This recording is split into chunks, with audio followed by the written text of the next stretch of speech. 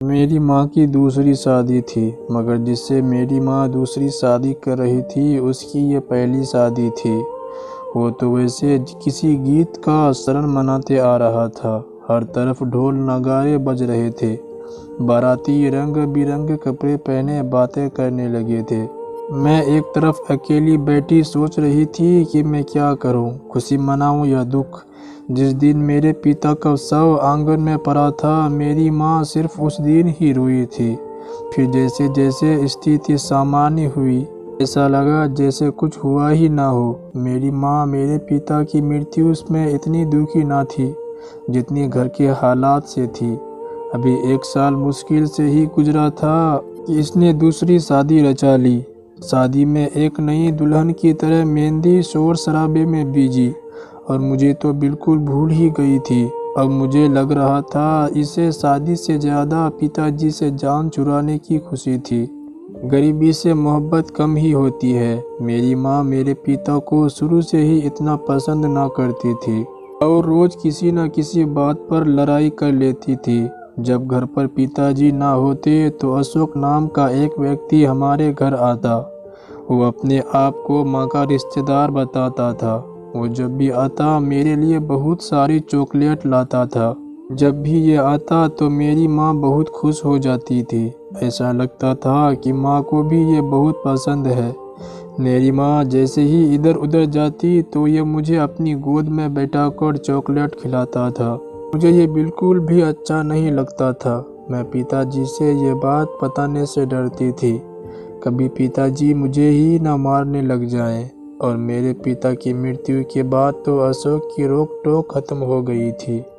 ऐसा लगता था कि जैसे माँ के दिल की ख्वाहिश पूरी हो गई हो। और 10 दिन के बाद माँ ने अशोक से शादी रचा ली। मेरे ना चाहते हुए भी वो मेरा बाप बन गया, लेकिन सौतेला बाप। शादी के 10 दिन तक हम इसी घर में ही रहे। पिताजी ने अपना स्वर्ग बनाते थे। फिर अशोक ने किसी से बात करके पिताजी के स्वर्ग को बेच दिया और हम दूसरे शहर जाकर रहने लगे। शुरू शुरू में तो मुझे अच्छा लगा कि माँ का ये फैसला शायद ठीक ही था। हर रोज़ अच्छा खाने को मिलता, जो मैंने इससे पहले कभी नहीं खाया था।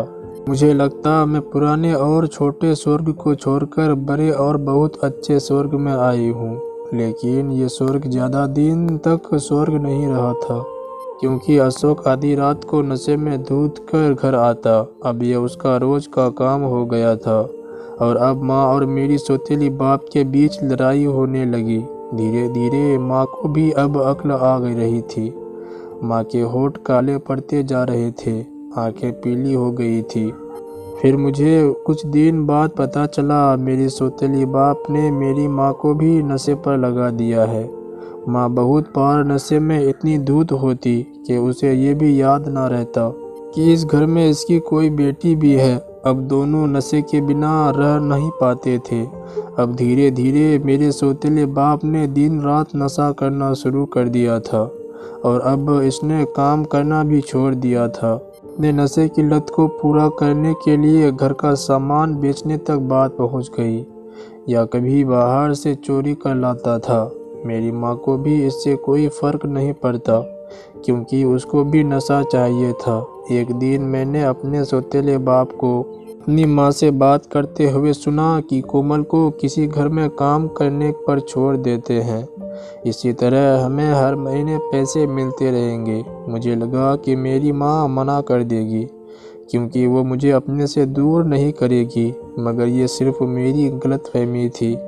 नशे में कौन बेटी और कैसी माँ, उसने तुरंत हाँ कर दी, जैसे इंतजार ही कर रही हो। मैंने माँ की बहुत मिन्नतें की कि मुझे तुमसे दूर नहीं जाना है, लेकिन मेरी माँ ने मुझे ये कहकर समझाया कि मैं हर महीने तुझसे मिलने आती रहूँगी। मेरी माँ ने मुझे ये भी लालच दिया कि वहाँ तुझे नए कपड़े और खाने को बहुत अच्छी अच्छी चीज़ मिलेगी।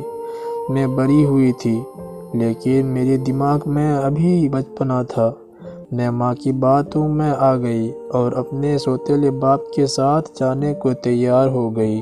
वो मुझे ले गए और उस रास्ते में समझाने लगे, जैसे जैसे वो लोग कहेंगे तुम वैसे ही करना।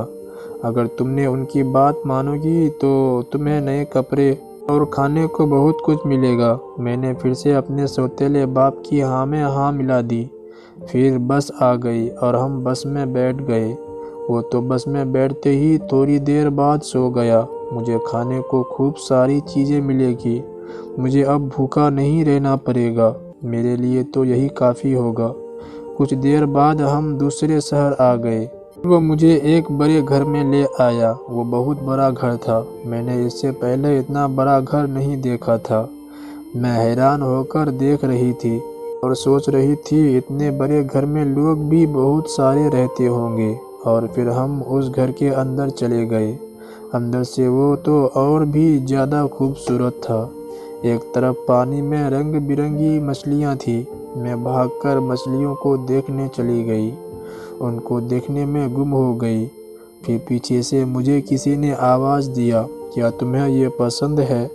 मैंने हाँ में सर हिला दिया। वो मुझे पकड़कर एक सोफे पर ले गया और बोला, यहाँ जो तुम्हें पसंद है ले लेना। सुनते ही मुझे माँ के बिछड़ने का भी ख्याल नहीं आया। थोड़ी देर बाद मेरा सौतेला बाप एक कमरे से निकल कर आया। उसके हाथ में नोटों की गड्डियाँ थी जिनको वो एक एक करके जेब में रख रहा था। मेरे पास आया और कहा कि तुम इनकी हर बात मानना और तुम्हारी माँ तुझसे मिलने हर महीने आती रहेगी। ये कहकर वो चला गया।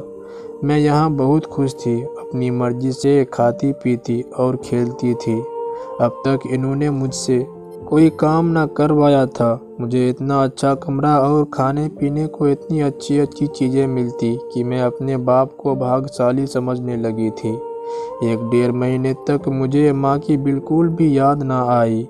फिर मैं इस घर की मालकिन के पास गई और कहा, मुझे माँ के पास जाना है, जिसको सब आंटी कहते थे।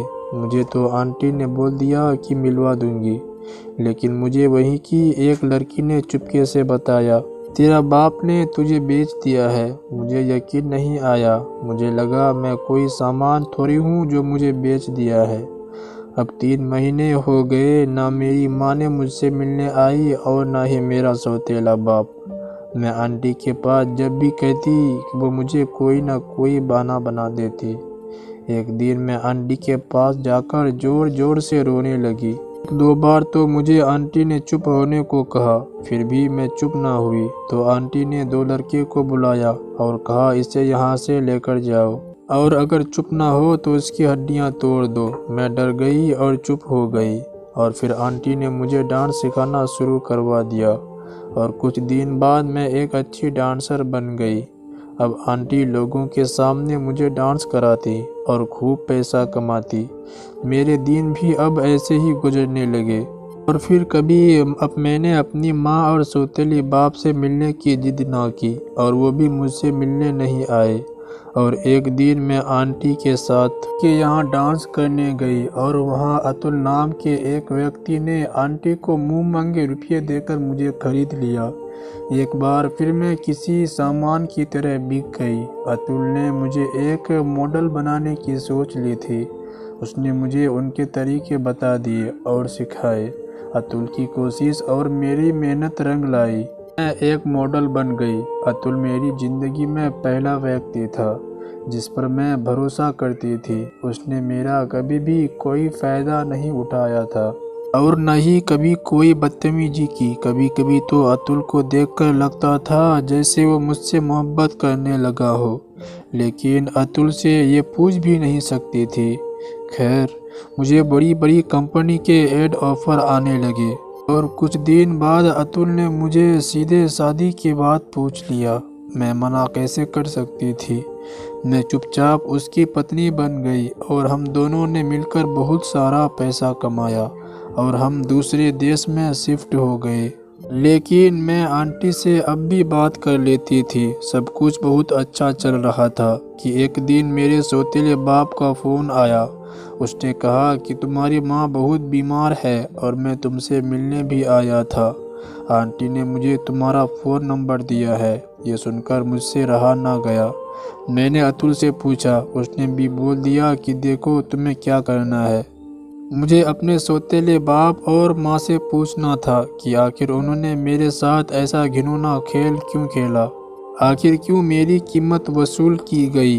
खैर, फिर मैं वहाँ से अपनी माँ से मिलने के लिए निकल गई। जैसे ही घर पहुँची तो मेरे सौतेले बाप ने गेट खोला। मैं अंदर घर में आ गई। अंदर आते ही किसी ने मेरे सर पर बहुत ज़ोर से डंडा मारा और मैं बेहोश हो गई। जब मेरी आँख खुली तो मैं एक कुर्सी से बंधी हुई थी और मेरा सौतेले बाप मेरे सामने खड़ा था। मैंने उससे पूछा, मेरी माँ कहाँ है? तो वो बोला, तेरी माँ कब की मर चुकी है। मैंने तुझे टीवी पर देखा, तू बहुत अमीर हो गई है। तू ऐसे तो पैसे देने वाली नहीं थी, इसलिए मुझे ये करना पड़ा। अब वो रोज़ अतुल को फ़ोन करता और अतुल से मैं बीमार हूँ ये बोलकर पैसा मांगता रहता। 2-3 दिन ऐसा ही चलता रहा। फिर एक दिन उसने मेरे हाथ खाना खाने के लिए खोले और बाद में बांधना भूल गया और बाहर चला गया। शायद वो बहुत ज़्यादा नशे में था। मैं अपना फ़ोन लेकर वहाँ से भागी और सारी बात अतुल को बताई और तुरंत एयरपोर्ट से फ़्लाइट लेकर अतुल के पास पहुँच गई और सब कुछ भूलकर अपने काम में लग गई। और पिछली बार की तरह कुछ दिन बाद फिर फ़ोन आया, लेकिन अब की बार फ़ोन पर डॉक्टर बोल रहा था। उसने कहा, अशोक नाम का व्यक्ति को एक कार ने कुचल दिया है, वो मरने वाला है। अपने आप को तुम्हारा पिता बता रहा है और तुमसे माफ़ी मांगना चाहता है। लेकिन मैंने ये बोलकर फ़ोन कट कर दिया कि मैं किसी अशोक नाम के व्यक्ति को नहीं जानती, क्योंकि उसने जो मेरे साथ गलत किया उसको देखकर मुझे ये भी लगता था कि मेरी माँ को शायद इसी ने मारा होगा और हो सकता है कि मेरे पिता का कातिल भी यही हो। लेकिन क्या कर सकती हूँ, कोई सबूत नहीं है, इसलिए मैंने उससे कोई बात नहीं की। तो दोस्तों, ये थी हमारी आज की कहानी। आपका क्या कहना है इस कहानी के बारे में? कमेंट करके हमें ज़रूर बताएं। वीडियो को लाइक करके चैनल को सब्सक्राइब कर लीजिए। मैं मिलता हूँ आपसे अगली वीडियो में। तब तक के लिए धन्यवाद।